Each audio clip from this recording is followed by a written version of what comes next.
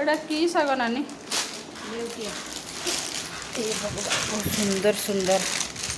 गाँ शाग ता महत्व अलग लेउटिया शाग आठे कौन अणाई से पैकेट रे कौन अच्छी एटा बा कलम शाग कलम आज दीटा जा हम शाग देखिया खोलतु खोलतु कलम शाग यहाँ मिसई कराव आज कलम शाग काढ़ तो गाँव रु आसी टेस्ट लगे आज केते टिकी टिकी शाग होइछे पूरा जना पड़ी गाँव में तरकारी टे आमर से खुद मुग कलम्ब शाग कलम्ब शाग टिके झाउड़ी गला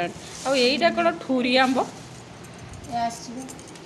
गछ बाड़ी गछ आंब बाबा पाची गला पड़ी जाइए दबी जाइए ठूरी आंब ठूसी आंब हो